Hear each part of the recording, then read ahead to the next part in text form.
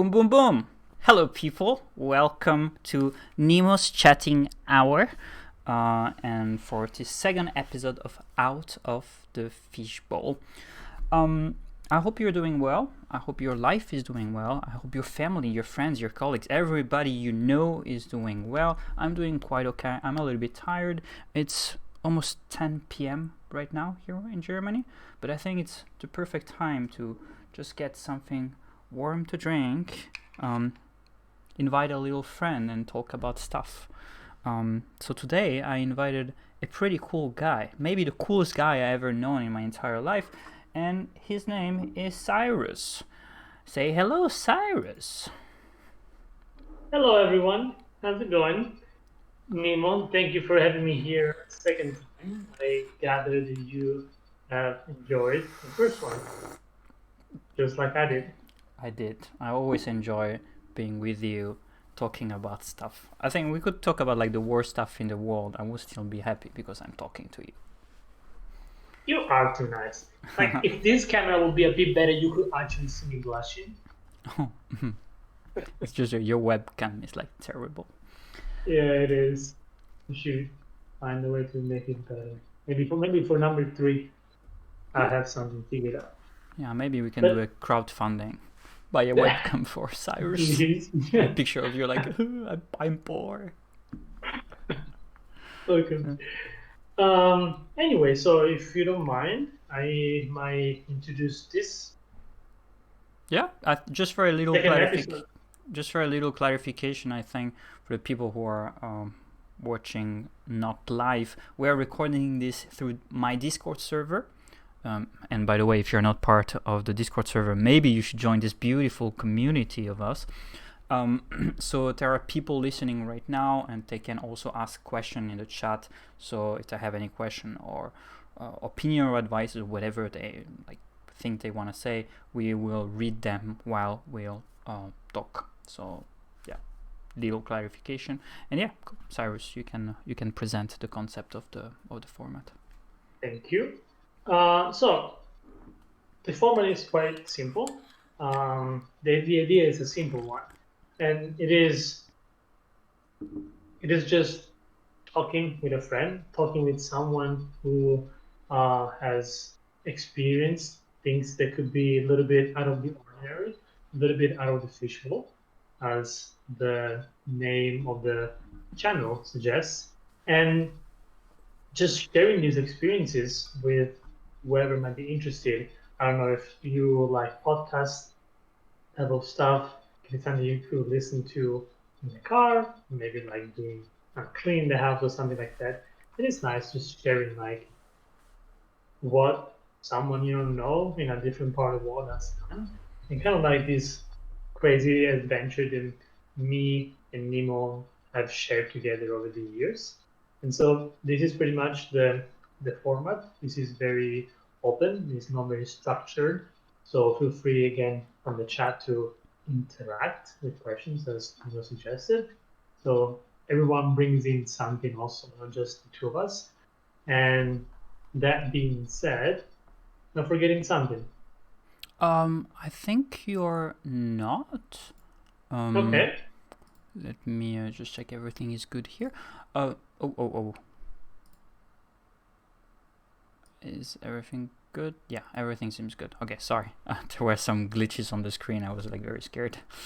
Yeah, I think last time was the first episode. This is the second episode because this is the one after the first one. And the first time you talked about a crazy adventure of yours.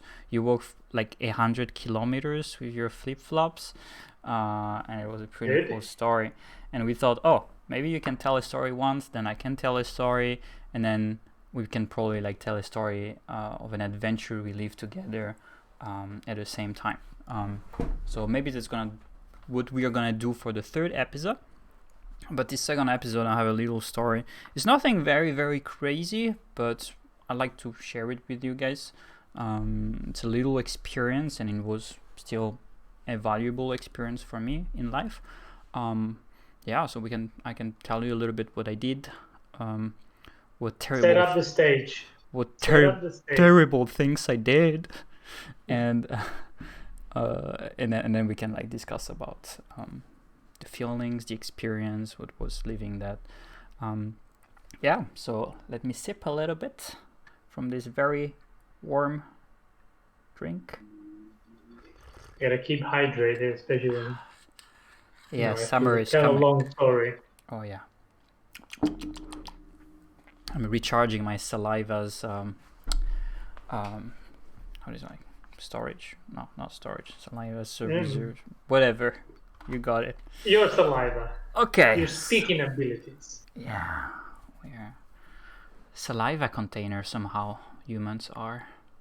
Did I just talk like Yoda? Like the construction of my sentence was completely A story I will tell. yes. Oh, a story. I cannot make that impression. It's very hard. The panama is so good. But anyway, go ahead, Mimi. Tell us about this experience of yours that you lived by yourself. So we have to go back a few years. When I was a bit younger. It was probably somewhere at 2017, 2018, so it was not that long ago. It was in the middle of my 2 years of master's degree, and I was in the south of France, le sud de la France. I was living between Marseille and Nice, and I was at the university in a very cool place. So I was living on campus in a student residence, and the university campus was in the middle of a beautiful national park. This national park being partially on the sea, so you could like walk 20 minutes and go into these beautiful sea creeks. Do you call those creeks? I think so, like a creek. No, creek would be technically like where there are two hills and there's like a river, a small river that goes in it. That's a creek. I'll just show. I think. I have pictures. Internet has pictures. Internet contains so much information. Oh my gosh. Yeah. Marseille sea creeks, because I think they are called like this in. I can show you. Share my screen. Up. So this is what it looked like. Can you see it? Yeah, you can see it. So yeah, 20 minutes from campus, I could just like walk and go here and jump in the water. It was beautiful. 20 minutes walk, not even like a 20 minutes car drive. No, by walk. By walk. Yeah. So it was magnificent. It was beautiful. My social life was a bit different than usual because the university campus was in this national park. I was like 1 hour by bus from the city center, which for a European city sounds quite far away and sounds like a long trip to go to the city center.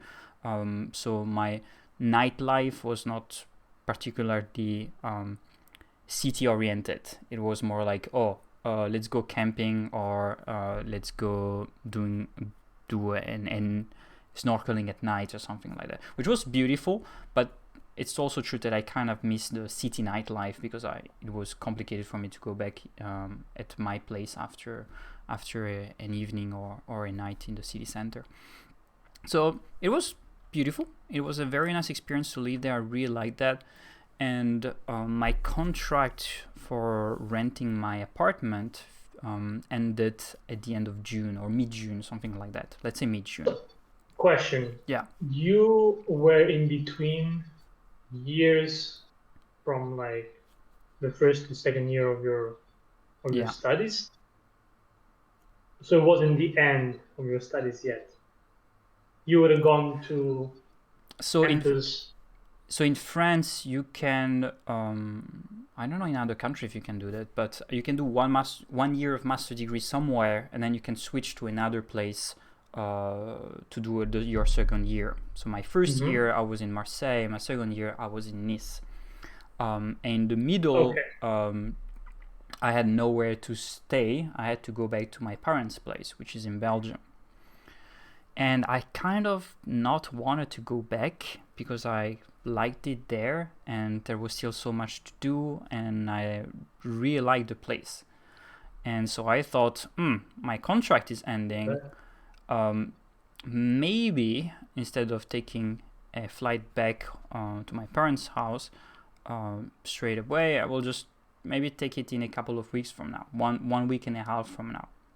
That's what I did. And I was like, okay, now I kind of have to find a place to stay though.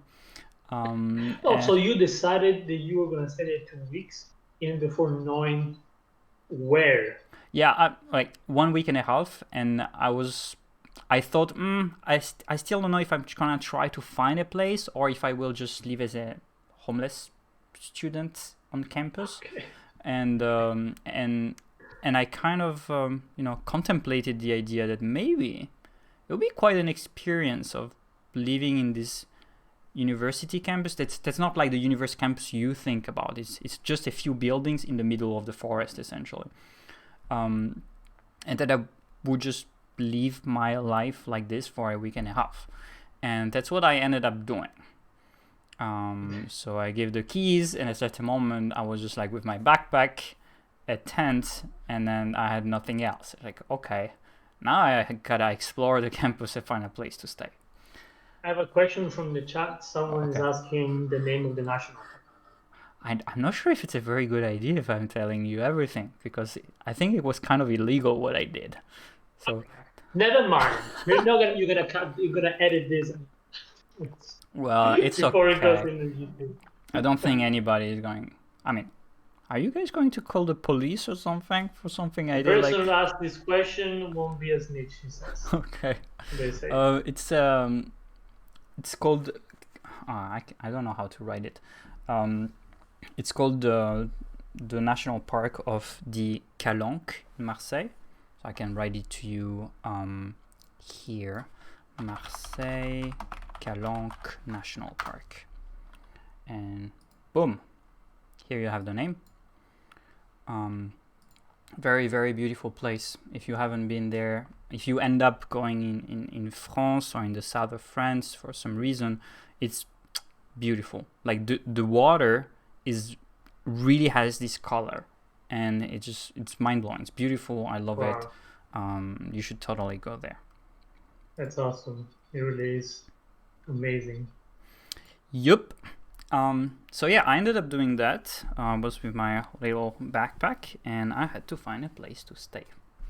And so I started trying different places. So for sleeping, I had my tent, and I was very lucky because it was a period where a lot of people were also going away, and people were like throwing in the trash a lot of useful things for me.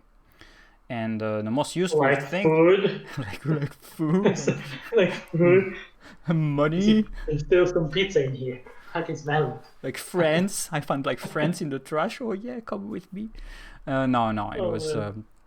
There was a couch actually, a stupid small couch. But I thought like, oh, that's pretty cool. And then the couch was pretty big, and I was like, maybe I'm not gonna bring this couch to my camp. But instead, it would be very useful to take the cushion, like the pillows that are part of the mattress. But they were attached to it, so I took a knife and I started like cutting the couch. It took me like very long time to take this cushion with me. They were worth it? Was it worth it? Yeah, it was a bit dirty, but. Yeah, okay. It was fine. We don't want to know what was in there. Just also, so ask no questions. We were living this campus, and we are in a national park, so there are animals around, and so this is gonna be important for later. But they're like boars, and boars, yeah, wild boars. Yeah, and they always come and eat food in the trash, and so they might have slept on the couch also. But it's fine because I decided like I'm gonna live in harmony with nature. So it's okay if I sleep on a couch on which a boar's family has slept before. It's fine. We can share. Yes. And so I took the universe. Feel the couch. Yeah. And then I took that and I tried some place to put my tent in the middle of the forest. It was quite far away from the campus itself, and the first couple of nights was kind of okay, but because of cooking and showering and restrooms that I was using, I'm going to explain how I did it. I had to leave my camp and leave some stuff in my camp, go to the campus, and leave with the anxiety that people might steal stuff from my camp. And so later on, I decided to bring my camp closer to the to the university campus. So wouldn't that question? Sorry, wouldn't that be safe? Again, this can be a bit complicated, of course, because if you get closer, you have less of a chance that someone would steal stuff because you'll be faster back from when you are on campus. But it will also be easier to find if it is so close. No, it's true. It's true. But even if it was closer to campus, it was still, I thought, well hidden, so it was okay. It's just that I like the idea of going back and forth. It was mid-June, end of June. It was like very warm, and I didn't want to go out all the time and going. It was like very far away actually, so I had like to walk with all my backpack, going back to the camp, and then back to the campus all the time whenever I had to do something. And I thought closer would be better. It's not only the stress of being cooked; it was also, not having to walk that much under the sun. So for cooking, I was using there were some common areas. So I had a pretty good apartment when I still had an apartment with my own kitchen and my own restroom and shower. But there are other buildings where they had common areas for cooking and for restrooms, not showers though. And so I used those for cooking. So I went there. I had my little pan. I could do like some pasta, something like very basic. And the sinks that were there were also the one I used to shower, like with a towel or something, because there were no showers. And it was weird. It was the first time in my life. Yeah. I'm interested in hearing your technique to shower using a sink, because I developed my own, and I wanted to see if yours was similar. Well, I'm not sure how organized I was. I did it late at night because it was a kitchen. So I had to close the kitchen and be sure that nobody was getting in there, because I would be like putting water and and then put soap, and then I would be like maybe sitting next to the sink, and and then sometimes people were like knocking. I was like, very very very fast. So and I don't know if I had a technique. I was like putting some water, then having some soap, pop, pop, pop, pop, pop, pop, pop, doing the same, washing the parts of my body that were the most essential also. Okay. So similar to what I did. I mean, when that happens, especially when I'm in a rush or something, I would just like get my armpits wet, and then like into my chest and soap. It's not maybe my head, not in my face. So yes, basically the parts that sweat the most are the ones interested. Yeah, also because then a couple of hours later I would be in the middle of the forest, and it would be like so warm again, and hygiene was not like my biggest priority. My biggest priority was surviving. It's a crust. That's kind of an excuse, but yeah. So that's what I did for cooking and showering. Restroom, there were some restroom in the common area, so that was I was using. And someone is calling you, instead of bear grills, is calling you boar grill. Oh, I should have eaten some boar on the grill. I like that. And yeah, so that's how I cooked, and I showered. I washed my little and skinny body, and I used restrooms. So sleeping at night was okay, because I was always afraid people would like find me, and it was not something very illegal. But what was very cool is that there were a lot of animals on campus. So I'm gonna show you some pictures maybe. Oh, you got pictures as well? I got pictures up. Damn. So this is my boy. tent, first of all. What I said, I like the tree arch around it.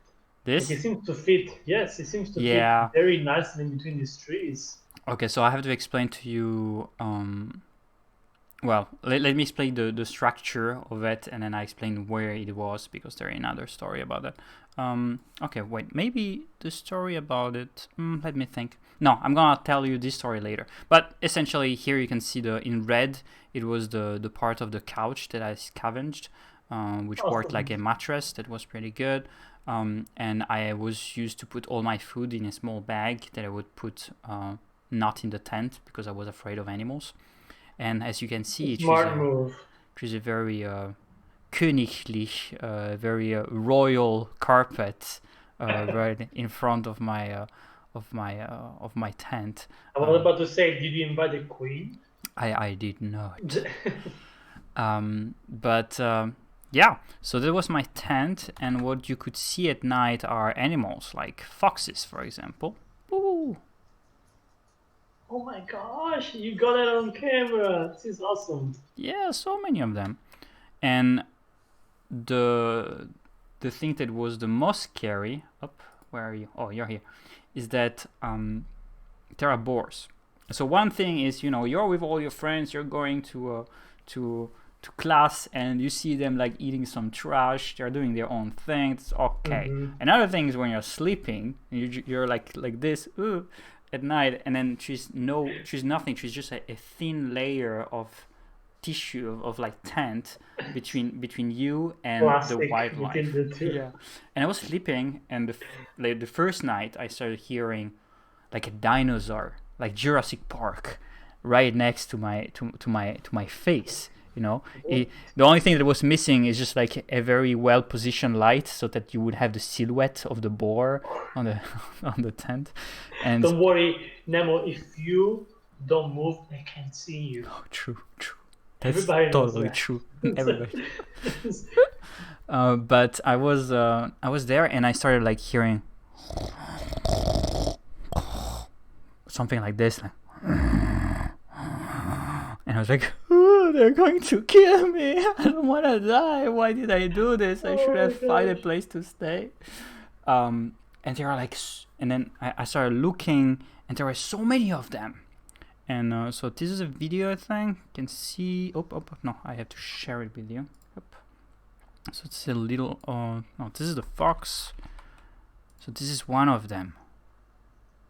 Look at that boar. Oh my god. And they don't look that big like this, but they are big. Trust me, they're like big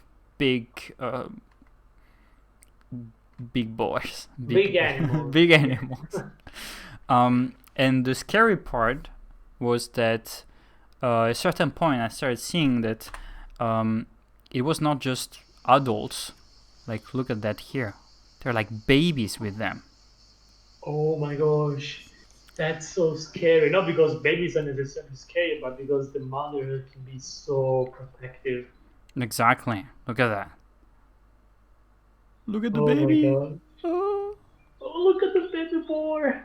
They were very cute, but it was a very strange feeling, because I felt like I was surrounded by cuteness and like happy wildlife, but I also was surrounded by like deadly machines, boars, mummies that could like kill me anytime if they thought that I was like a threat to their babies. I mean, they can ram you quite yeah, forcefully. Yeah. A couple of times I saw like very big ones. So I don't know in boars if like I don't know if males are bigger than females, but generally speaking, in mammals, yes, males are always bigger than females. Just from my biology background. But I mean, of course, exceptions. It tends to be that way. Yeah, but some of them are very big. Maybe my perception was altered by my state of mind, No. but They were huge, enormous. have you never seen like a boar like this, bigger than Someone your baba? asks. So, someone asks if, and we can answer that later. At the end of it, was you not going to Belgium? I just wanted to mention that, and we can touch on What did I this ask? Sorry. later. They asked if the chat asks if it was worth not going to Belgium. Oh, we can answer that at the end. Okay. Just We'll get back remind to you. And yeah, so the cool thing was that they would always do the same track every day at the same time, like minute precision. So Really? every day around, it was always around 6 p.m. Like 6 p.m. Like 6 p.m. I would see them around in my area, and they would do Wow. exactly the same Interesting. the same track and the same path. And it was like, wow, that's pretty cool. They have their own little routine with family, and yeah. So That's awesome. I didn't think. I mean, why would they do the same thing all at the same time? I'm sure there's some biological reasons. Sorry, I'm nerding about this, no. but that's really cool. And yeah. So regarding food, I was pretty far away from the closest grocery store. The cool part is that we had a common vegetable garden. You and the boar. Oh, actually, I'm okay. No, there were like walls around the common garden area, because otherwise, boars would just like eat all the tomatoes, like protected the tomatoes. But no, we had this common area, and it was good because like students, well, they were not really caring about it, and it was my paradise. I would just go there, find like some cucumber, some like awesome. some tomatoes, like, oh yeah, I'm gonna eat some food today, and it was fun. Sometimes I would take the bus and go to the grocery store, and the thing is, I didn't have a lot of space. As you've seen before, I had this little backpack that I would use to put my food, and then put the food on top of a tree because I didn't want animals to destroy my tent and probably kill me. But that time maybe I bought a little bit too much stuff, and so I couldn't put in the backpack, and so I had to find a new solution. I bought a lot of By the way, this method you can use is actually what is suggested when you go camping in places that have animals or like any other animals. So I don't know if you knew that before doing it, but that's actually quite smart, and that's what you are supposed to do. Just hang your food on a tree far away so that these animals just don't get. Are you saying I am a smart person? Yes, you found out that I was complimenting you. Thank you. Yeah, so I bought a lot of stuff, and especially like pasta and tomato sauce cans, but I didn't have enough space, and I didn't want to keep the food in my tent. And so what I ended up doing was like, you know what? I'll just put everything in a trash bag and then hide everything from in a bush somewhere, so nobody's gonna find it. And then it was closed, it was sealed, right? Like I might be taking back what I just said. Good move, Nemo. Yeah, Good I'm a move, smart Nemo. person, super smart. Damn it. And so I still had food in my backpack, but I also had more food in a trash bag in a bush. And the food I put in there was the food that I thought was odorless, like pasta sealed in packages and tomato sauce cans. Okay. So I left it there for a day, went to sleep, woke up, classic routine, like Shrek style, waking up, washing myself in the kitchen and stuff. And then I said, oh, maybe I'm gonna eat some pasta today. So I walked. We can eat some pasta. Let's see. Yeah, so I walked to the bush, and then I was like, I could see from like 20 meters away little pieces of my trash bag, like flying in the wind. And I'm like, what? What happened there? And then I came closer and I saw like my trash bag completely open and torn into pieces. And I thought, what happened here? Maybe some students, they found it and they destroyed. Or maybe someone was just like cutting the grass, you know, with the, how do you call like the mower? The mower. mower? Well, you got me. You got it right. Like the thing, and she came closer to the bush, and then like, and then like destroyed my trash bag. But then I started looking closer, and stuff was not necessarily missing. Like stuff was like eaten. So all my pasta, it was not like cooked pasta. It was like very dry hungry student. Pasta. Yeah, but like creatures at night, like no, and I looked for the pasta. There was no pasta anymore. There were like all the packages of pasta open, but like you could see like teeth marks, and there was no pasta, not even one. I was looking around, I couldn't find one pasta, and so it was the Boars. They found the food. So I didn't understand how they could smell it, right? Because everything was closed and sealed, and I don't know how you can like smell dry pasta through a plastic package.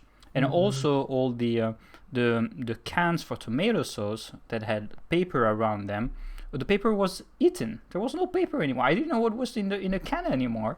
But they could not eat metal because otherwise they would be like too brutal. I would like, oh no, I'm gonna go away from here. But why hadn't they overtaken us already? They could eat metal.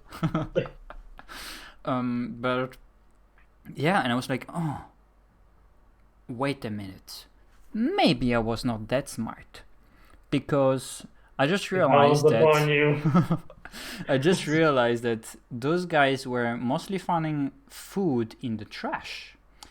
And what do you use in trash? Trash bags. So maybe in their little brain of them, they do an association between trash bag smell and food. And so putting stuff of mine that was food inside a trash bag maybe was not a good idea. Okay, that I would have not catched it neither. Meaning like, yeah, you think about just food and the smell of it, and you say it's sealed, how can this matter? But it's less obvious to think that they might associate the sight of a trash bag, or I don't know if trash bag can have a smell for boars. But yeah, associate that with food that they will normally find inside. It's actually something that I would have not thought. Well, you learn every day, and also that day. Actually, when you don't get food. Yeah. So you don't eat food, and so you have nothing else to do, and so you're just like thinking about it and like implementing this new idea in your head. But yeah, I had to go back to the grocery store and buy new food, and then I kept it with me. I was ready to defend it with my own life. Defend the pasta. Hashtag defend, protect the pasta. Protect the pasta. Hashtag no pasta tonight. Cry. Yeah, so it was hobo life. Yeah, so that was my interaction with the Boars. I was living there. I was like really respecting those animals, because if I was not respecting them, they would probably kill me or like eat me or something. So let's not forget they might be eating metal. Maybe. Yeah, and so another thing that happened is that I moved my tent closer, and I had maybe not a very smart idea again. And we this university campus has different buildings, and there are also some within the campus. There are institutes, like private institutes, beautiful private institutes with huge gardens, and so part of the property of those institutes was a section of the of the national park, but it was beautiful. And what I just showed you before here, no, not this, my tent. Where is my tent? Here. You see, this was just like the perfect place to put my tent. Super camouflage. And so this was part of a private section of the national park. It was part of an institute. Oh. And Okay. I don't know, maybe I was like, oh, I was already taking risk and living a risky life by going like, oh, I'm gonna live homeless. And I was like, I just like the taste of risk, and I decided, you know what? I'm gonna go and live in the garden of a private institution where it's Wait. I thought that you didn't know that part of the national park was part of the institute garden. I don't know. So at the beginning, I didn't understand it, but I kind of realized very quickly, because there were a lot of people around, and right next to the tent there was a terrace, and people were like having breakfast there. But then I was so well hidden in these small bushes that people were not seeing me, and I was like, I can live here, like hidden in close sight. That's pretty. I don't know. That's pretty fascinating and cool, and I'll just do this. Yeah, because no one expects you to find you like so close by, like exactly. Hide in plain sight. Exactly, and because there were people, checking the surrounding in the how do you call those guys, like forest guards? Yeah. Well, you understand. Yes, the but people they would not go and check in the garden. Rangers. Like the rangers would not go in the private garden of an institution to smart or not. Okay. We are back at you on this. And so I was doing my stuff. It happened a couple of times, like a couple of nights. And then one evening I go back to my tent, and my tent is like upside down, like, and it was like scary. I was like, oh no, someone. And then I felt very ashamed, because I started like seeing, going back in time, like from the perspective of my tent, and someone just like walked by and was like, is that a tent? And like the guy, yeah, someone is living here. For how long has this person been living here? This is wrong. We need to give him a message. And so what they did was like, and then like putting my tent upside down. And so, yeah, now he knows he's not welcome here. And then I came back, and my tent was upside down, and I was like very, very stressed, because I was afraid that people would be just close, nearby, and they would come and tell me, are you this person living here? And I didn't want a confrontation with people. I really didn't want that, because I was already living in fear. And my gosh, poor Nemo. And I was like, okay, and then I I don't think I've ever dismantled a tent so fast in my life. I was like, ninja style. And then I took everything, and then I moved to another place. And I was kind of afraid of mounting my tent again, because I thought even if my tent is green, it's still quite visible, right? So I said, maybe I'm not gonna sleep with a tent anymore. And I moved to another place, which was very close actually, but it was at the garden of the other institute. This is like... It was actually like 2 or 3 meters outside their property. Perimeter. Yeah, their perimeter. They will never find it out. I'm moving 3 meters away. And it was here. And here it seems like it's quite open, but actually it was not very open. It's because there's a lot of light. And so I would just sleep on the mattress, but with no tent. Because I was like, I don't know, it doesn't make sense now that I think about it, because it's like red and everything. but I thought it would be less visible if I would just like sleep on a mattress without a tent. And that's what I did for the last few nights of my stay. And it was even a different experience, because before I still had a very thin layer between me and the wildlife, right? More of psychological layer. Yeah, I have because to say. it was not there, but at least I could not see them. They could not see me. It would not protect me, but it was there. And now I was like, it's just me. I'm just like sleeping next to the boars, like, and there were a lot of mosquitoes, so I had to use those, those spirals that you burn that make a little smoke. Someone in the chat remembers the name. Feel free to share, because again, I cannot remember.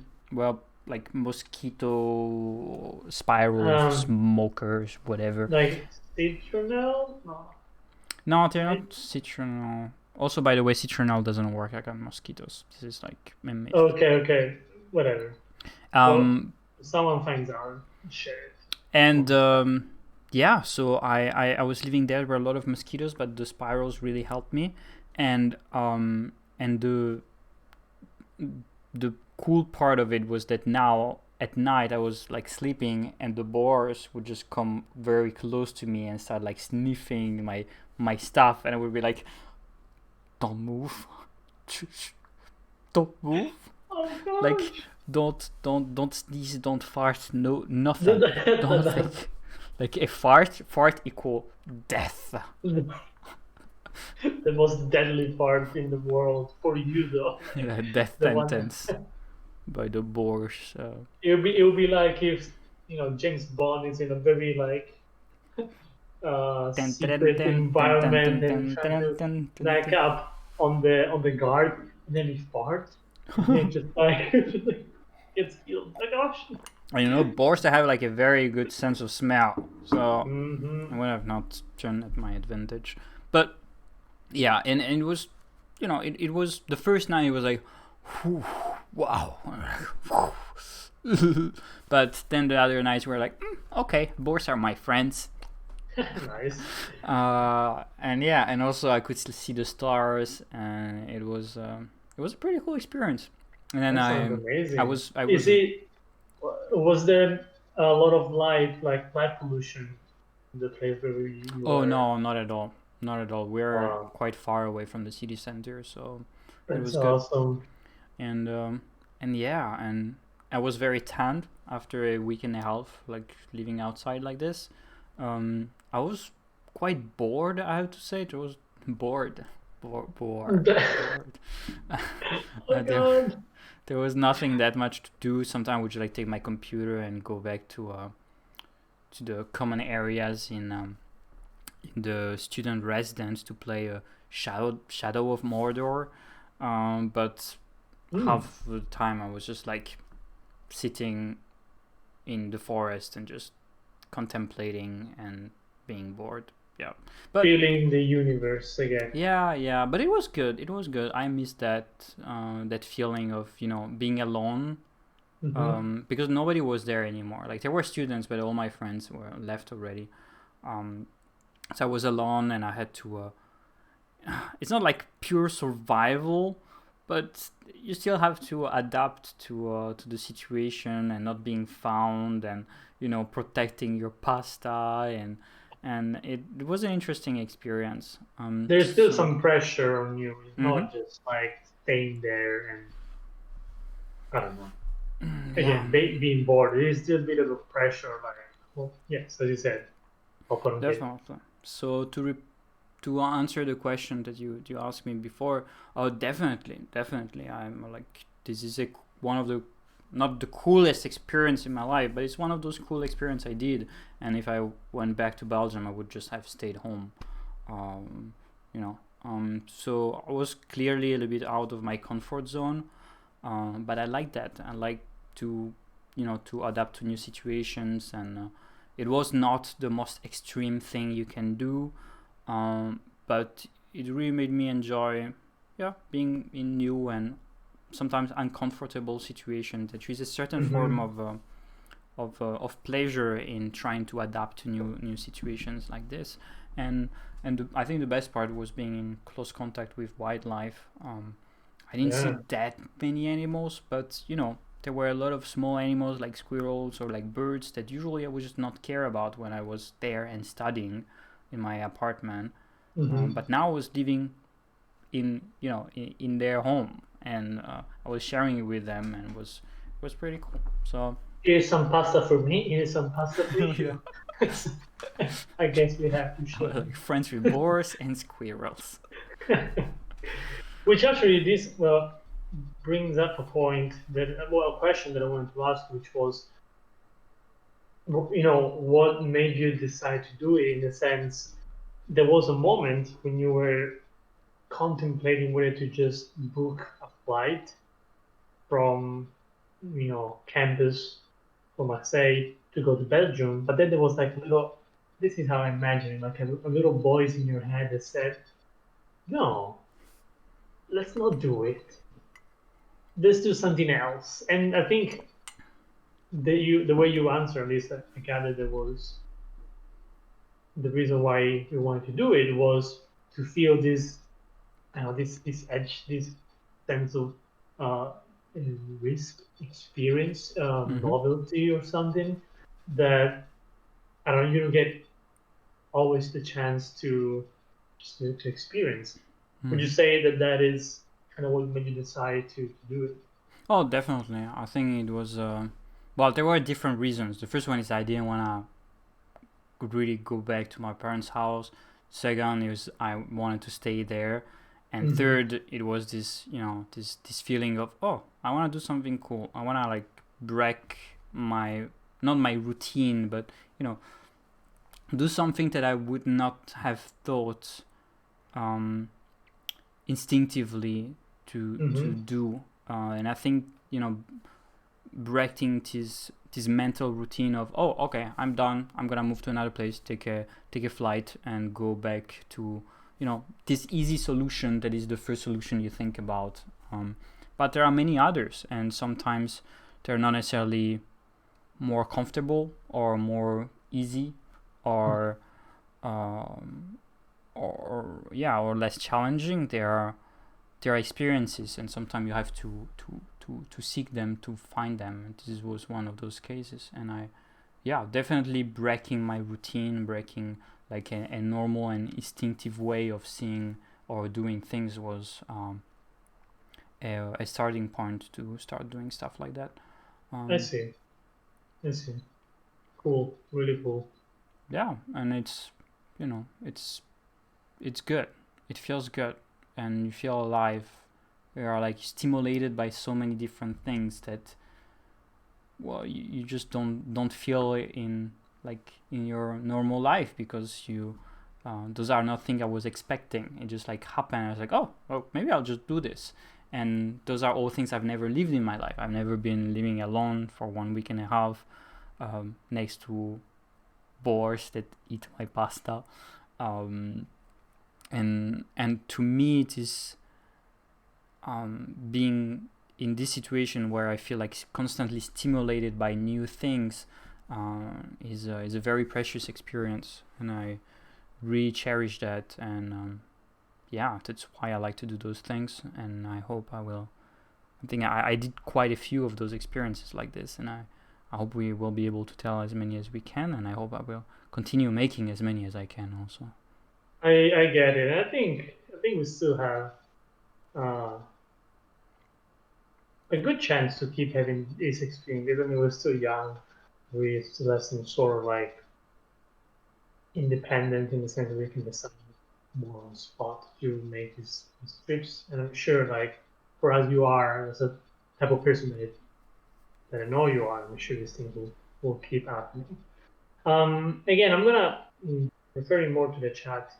I'm gonna ask still a couple more questions, but if you have any, just feel free to ask, and we can discuss it. If you don't have one, I'm just gonna go ahead and ask something else that I was thinking about. And my question is, was it how you expected it to be? Because again, you started out with this idea of breaking the routine, and Hmm. putting yourself out of the comfort zone. Did you succeed in this? Was it what you expected it to be? Yeah. Or So I I succeeded in my intention. Now, I was not necessarily expecting anything. In my head, it was more like, oh, I'll just have a tent and I have a cool camp, maybe a little fire or something. I'll just go there and chill, like sit in my at the entrance of my tent, looking around, like like not in movies, but like living in harmony with nature. But when you're living in harmony with nature, you're not like, like this guy is like this, and she's a little bird coming here. It's like, do you want to eat a piece of my sandwich? Go get it. No. And then like with an axe and like making like breaking logs, cutting logs, and making a fire, like instant beard on my face. Instant, automatically. Like no. I think that there's a little part of me that was like thinking about it like this, like when I'll be done with this story, I'll be like, the cool and strong guy who survived in the forest, and maybe sometimes he was cooking in the common area and washing his genitals in the sink, but he was the cool man who did that. Confident about it, right? And I don't think you gotta wash your genitals in the sink. You gotta do it as you know. You gotta look like you know what you're doing. True. But instead, no, it was a very similar experience than what I imagined. But my state of mind and my confidence was like not very, very, very high. Most of the time, I was kind of scared. I was like, oh no, I don't want people to find me. Animal wildlife, I was not friends with like the animals, so it was different, and and I'm happy that it was not an easy experience. It was not like the end of the world. There are clearly situations you can seek and you can live that are way worse than this, but it was a little bit worse than what I thought in terms of feeling comfortable and confident with what I was doing. But I'm glad it was worse than what I was expecting, because this is what made it interesting and unpredictable. Like all those things I told you, like, oh, fine, that they found me, or they like my experiences with the boars and the wildlife was unexpected, and like finding a couch, like the mattress of a couch, was also like an unexpected thing. I was like, oh wow, perfect, a sign of destiny. Now that I think about it, I'm just wondering, have you ever figured out who flipped your tent? Did I ever what? Have you ever figured out like who might have flipped your tent? Oh, I'm sure it was someone from that institute where I was living.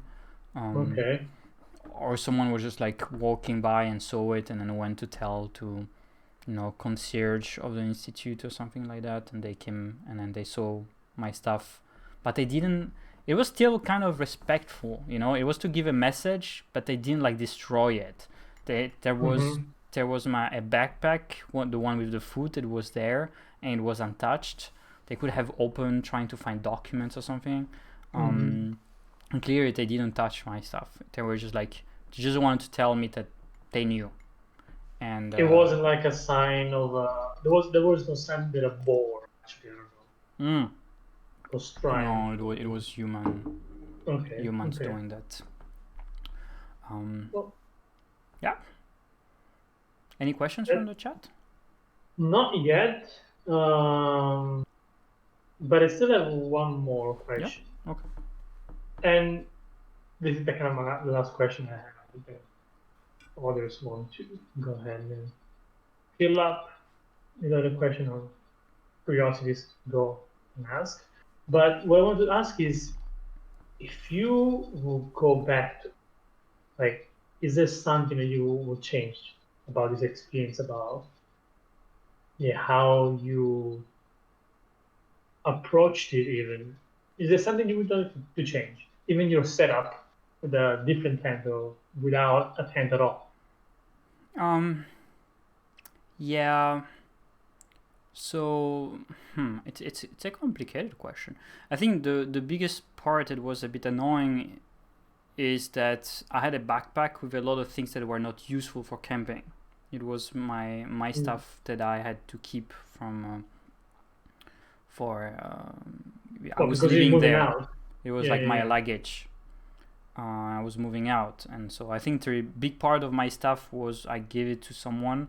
My luggage was somewhere, but I still had stuff that was with me, Mm. and it was in my big backpack, and so that backpack I could not leave in my camp because I didn't want people to steal it or to take stuff from it. There were precious things in there.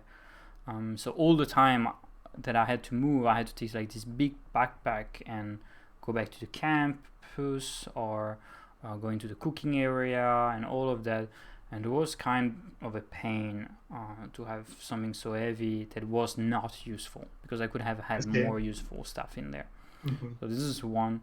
If I could redo it, I think I would maybe go deeper in the forest. Hmm. If I could have more useful stuff in my backpack so that I could survive deeper in the forests without having to go back to campus. And I also maybe bring a friend. It would have been a cool idea, I think. It's a national park and it's summer, so I'm not sure how much of a good idea from a like common sense to make a fire. It would have been so nice to be able to make a fire, Oh. though. Mm. But I would have never done that. I actually right at the beginning of the year I was there. Um, the park was on fire. Like What? one day after a class, I went out of class and all the sky was um, there was smoke all over the place, and I looked around me, and then you could see kind of like in movies. We have those hills around the campus, and you could see like fire that they were like on top of the hill and started to go down slowly towards like What? school. I was like, ah! And you would see those. You could see like some roads, and there were a lot of fire trucks. And then every few minutes you would have those. I don't know how they are called, Canadair, those airplanes with water. Uh-huh. They would come and Oh, like leave and like release the water yeah, bag, whatever. Yes. release the water on the fire. I took some cool pictures. Maybe next time when we do an out of the fishbowl at the beginning, I can show you some pictures. Um, Oh my gosh. but it was Imagine maybe it was like a guy who was camping there and didn't know sorry, there was an interruption. It was what? better. Maybe it was like a guy who was camping there and didn't know better. And it Yeah, just started this huge fire.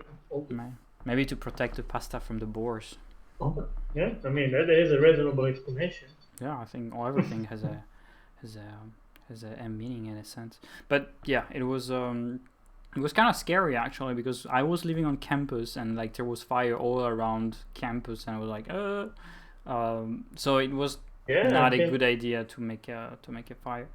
But yeah, I think in an ideal world, having a friend, having more useful stuff, going deeper in the forest, would have been cool. But it's not a thing that you are technically very allowed to do because it's a national park and technically you can't. But yeah, usually when I do camping like this, it's very different from your experience when you go on a camping trip with friends for like vacations, right? Say like 3 4 days maybe, but here it was more like trying to live my normal life but Mhm. being homeless essentially. I was not like enjoying it like, oh perfect, like camping trip. No, it was more stressful. Yeah, yeah, um, yeah.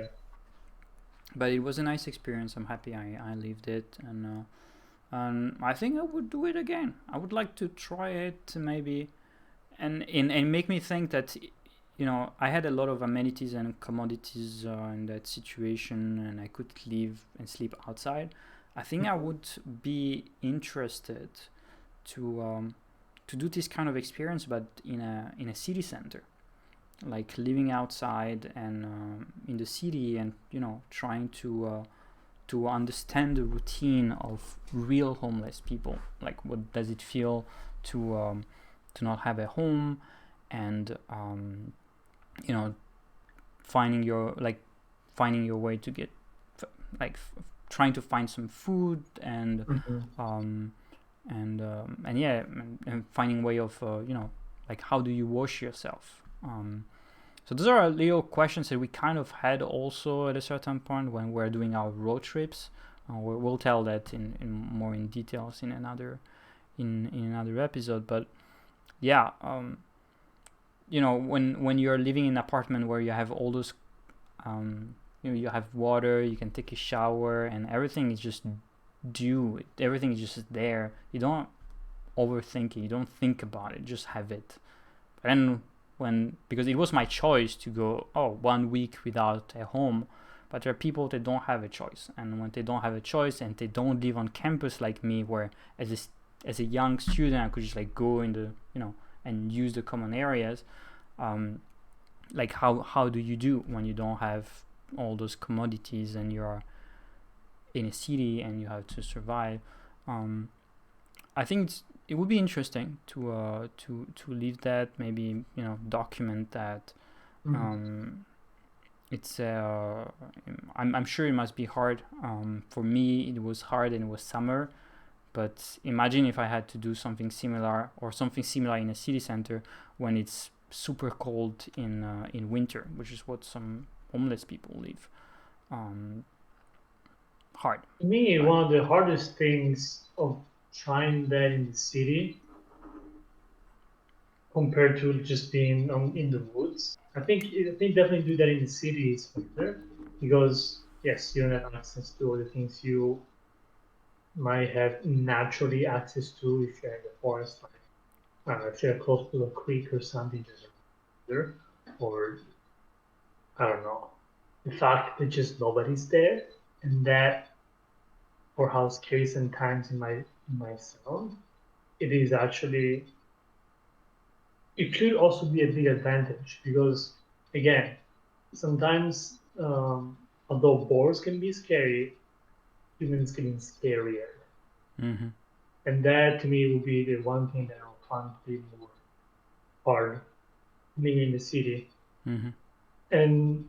But I think that what I'm gonna say is that one of the hardest things for me would be, I think, being considered by the people that live in the city as someone invisible, because oftentimes, I don't know, homeless people that like beg for money and stuff like that, become invisible to the normal person who's just running the bus, who's just walking to go to work or whatever. And I don't know, just feeling like I don't exist for the other person, to me that would be very, very hard. While that wouldn't be the case in the forest, because it's just me. It wouldn't matter. But I think that would be very, very hard in that sense, being categorized in people's mind as being there but not really being there. Yeah, no, I totally agree. It's and I think one thing is well, some people like you noticed and you understand that that some people living in a city center in those conditions are not being considered at all or become invisible. And one thing is knowing that, and one thing is living it, right? And you cannot live it like some people for like years. You cannot like feel it. But I still think it would be a valuable experience to even try a couple of days to live in those conditions. And I think it would really put stuff into perspective and probably change my perception of even me when I walk. I sometimes in certain cities there are like so many people living outside, and it's it's beyond what I can do to help. I cannot help all those people, and sometimes there are so many of them, and but we forgot that those are all humans and that they all have stories, and they were not born there. Like, they ended up there, and they have to survive, and it's a life. Those are life-threatening situations when you are like living outside like this, and it's surely not easy. I cannot speak for those people, but what I'm saying is just that sometimes trying to live those experiences, or talking to them, living with them, can really change your point of view, and maybe amplify the need to help, because now you understand how it is. In any way, I don't really want to compare what I lived here in these stories to what people like homeless people live in the city center, or even at the city center. But yeah, it's another story. It's a nice topic that we can diverge to, given the fact that sometimes, you live like in hobo for a week or so, but what it really means. Well, that would definitely be like another experience, and I agree. Only living it will really shift the way you see things. Definitely. Okay, guys, I think we are done. I don't know. Are there some questions? I'm checking. No, there aren't really. But I hope that people that have been listening. Some of them have to go. Some of them can be later. I hope you guys enjoyed this. Yeah, it's been more than 1 hour, so I think we can close the conversation. Wrap it up. It was nice to talk to you guys about this little experience. And yeah, thank you for listening. Next time, I don't know when it's going to be exactly, but I thought it would be cool for both me and Cyrus to talk to you about an adventure we lived together. We have still to decide which one, because we lived many stories and adventures. We got a few. Oh yeah, I have like 4 or 5 in my mind right now. They're like pretty exciting, so I don't know which one we're gonna choose. But yeah. Yeah, thank you for listening, and talk to you very soon. Thank you, Cyrus, for being here. Thank you for having me, Nemo. I really appreciate it and enjoy it very much. Mm-hmm. We have a good community on Discord, by the way, John. Okay. Yeah, it's really a bunch of cool people. Aren't they the cutest? I think they're cute. They're cuter than baby boars. Maybe that's the name. We've been thinking a lot about giving a name to members of the community. Maybe baby boars should be the name. Oh my god, you guys might be so lucky being called baby boars. BBB. Oh, whoa! Triple B. Okay, boss. Too much. Okay. Bye, guys. Bye-bye.